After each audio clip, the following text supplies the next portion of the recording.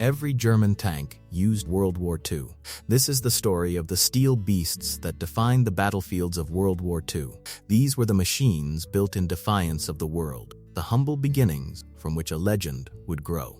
1. The Panzerkampfwagen I, also known as the training tank, was the small, unassuming tank that taught an entire generation of German soldiers the art of panzer warfare. Disguised as an agricultural tractor, it was a disposable tool that, through the blood of its crews, forged the deadly instincts of the Blitzkrieg. 2.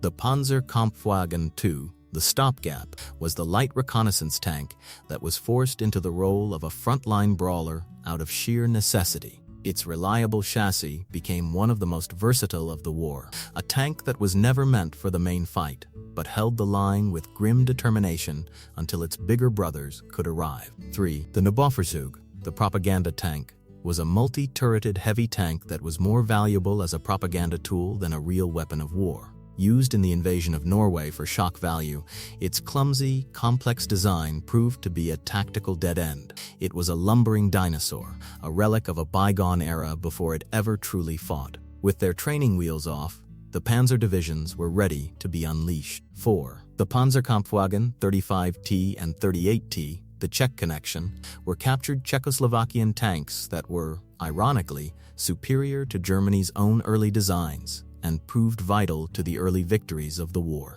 The XXXVIII in particular was so good its chassis would live on until 1945 as the foundation for the legendary Hetzer tank destroyer. 5. The Panzerkampfwagen III, the tank killer, was envisioned as the primary tank-fighting tank of the Wehrmacht. Its revolutionary three-man turret allowed for incredible efficiency in battle, making it the master of the battlefield between 1941 and 1942, before the brutal pace of war left it behind. 6. The Panzerkampfwagen IV, the workhorse, was the only German tank to remain in production and see continuous combat from the first day of the war to the very last. Initially an infantry support vehicle, its genius lay in its adaptability, later being upgunned to become a deadly tank killer that held the German army together. 7. The Panzerbefehlswagen, the nerve center, was the command tank that acted as the brain of the Blitzkrieg, coordinating attacks with powerful radios instead of heavy guns. These modified panzers allowed commanders to direct the flow of battle from the front line. Its power wasn't in firepower, but in information. Not all armor was designed for elegant maneuver. Some were created for a single, brutal purpose: to bring overwhelming firepower to the front line. 8. The Panzer I, the first Hunter, was Germany's first ever tank destroyer. It was a crude but necessary innovation, created by mounting a Czech 47 Mini anti-tank gun onto the obsolete chassis of a Panzer I.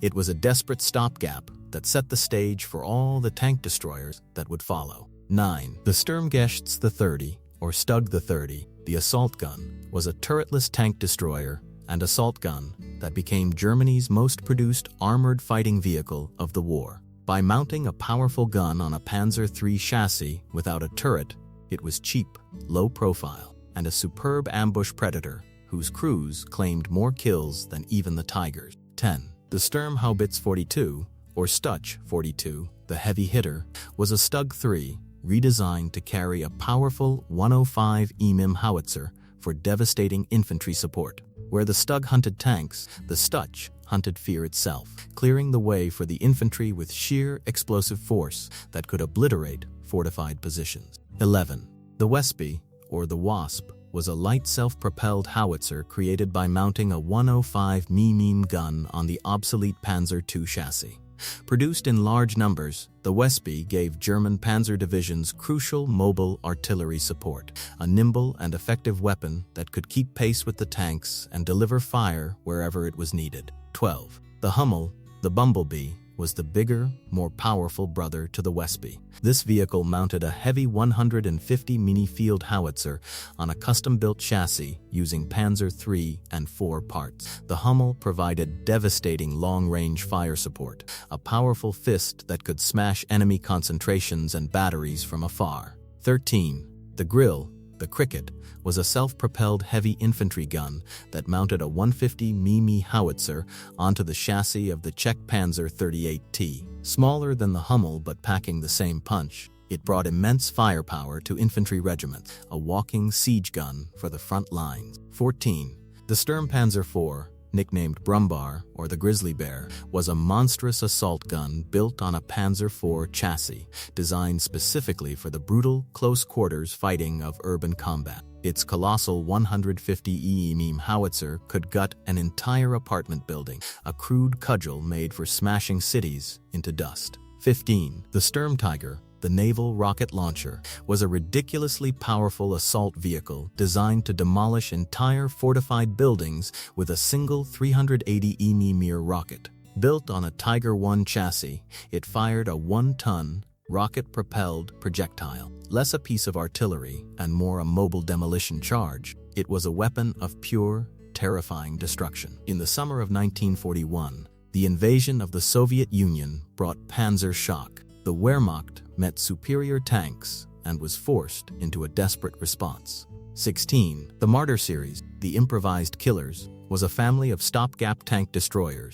born of pure desperation, mounting powerful anti-tank guns onto the chassis of obsolete or captured tanks. They were thinly armored, open-topped death traps, but these crude machines held the line against the Soviet tide when nothing else could. 17. The Dicker Max, the Fat Max, was one of two prototype heavy bunker busters armed with a massive 105 mm gun. Sent to the Eastern Front for testing, it proved to be a surprisingly effective long-range tank destroyer. It was a glimpse of the powerful, specialized hunters that were to come. 18. The Storer Emil, the Stubborn Emil, was the Dicker Max's even bigger brother, a prototype armed with a colossal 128 mm cannon originally intended for naval use. Only two were built, but they fought on the Eastern Front, huge, lumbering snipers that could kill anything they hit. 19. The Nashorn, the long-range sniper, was a lightly armored tank destroyer that compensated for its vulnerability with one of the most powerful tank guns of the war, the legendary 88 Me Pak 43. The Nashorn was a ghost on the battlefield, a weapon that taught its enemies to fear the horizon itself. The lessons of the East were learned. Germany needed a new generation of panzers, tanks that combined sloped armor, lethal guns, and terrifying presence. 20. The Panzer V Panther, the perfect hunter, was Germany's brilliant and flawed answer to the Soviet T-34, arguably the best all-around tank of World War II when it was working. Plagued by reliability issues, the Panther represented a pact with the devil of complexity. On the days it worked, it was a war-winning weapon. On the days it broke, it was a 45-ton roadblock. 21. The Panzer VI Tiger I, the legend, was the heavy tank that, through sheer firepower and psychological terror, became the most infamous armored vehicle of the war. Its legendary 88 Bohemian gun could obliterate Allied tanks from over a mile away, creating a tiger phobia that could stall an entire offensive. 22. The Panzer VI Tiger II, the King Tiger, was the ultimate evolution of the heavy tank, a 70-ton behemoth that was virtually indestructible from the front. It was a king ruling a dying kingdom, too heavy, too fuel-hungry, and produced in tiny numbers, a weapon so powerful it became strategically irrelevant. As the war turned against Germany, new weapons and specialized hunters were needed for desperate defense. 23. The Flak Panzer IV Embelwagen, the moving van, was a crude, early attempt at a mobile anti-aircraft platform. It was simply a Panzer IV with a 37 mm anti-aircraft gun mounted on top, protected by 4 large drop-down armor plates. It was a field expedient that showed the growing desperation against Allied air power. 24. The Flak Panzer IV Wirbelwind, the Whirlwind, was a mobile anti-aircraft gun designed to protect panzer column. It mounted a quad-barreled 20 mm flak cannon on a Panzer IV chassis inside an open-topped turret. It was a desperate, angry response to Germany's loss of the skies, a scream of defiance from the ground up.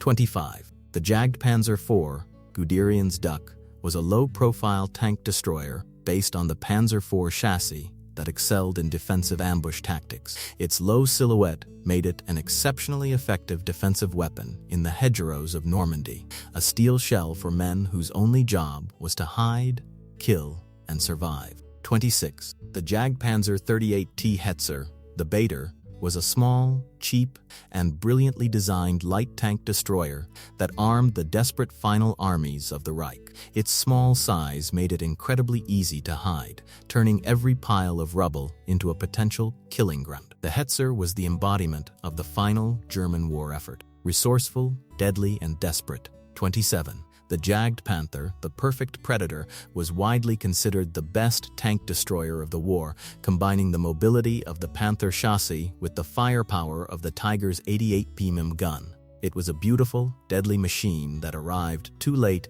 and in too few numbers to change the course of the war. 28. The Ferdinand, later named Elephant, was Porsche's Monster, a monstrously heavy tank destroyer built on a failed Tiger prototype chassis that was famous for both its successes and its spectacular failures. At long range, it was impenetrable, but it initially lacked a machine gun, making it a weapon that was both invincible and utterly vulnerable at the same time. 29. The Jagdtiger, the hunting tiger, was the heaviest armored fighting vehicle to see service in World War II, mounting the largest anti-tank gun of the conflict. It was a 72-ton mobile fortress, a rolling symbol of a regime that had chosen gargantuan fantasies over battlefield reality in a war it had already lost. 30.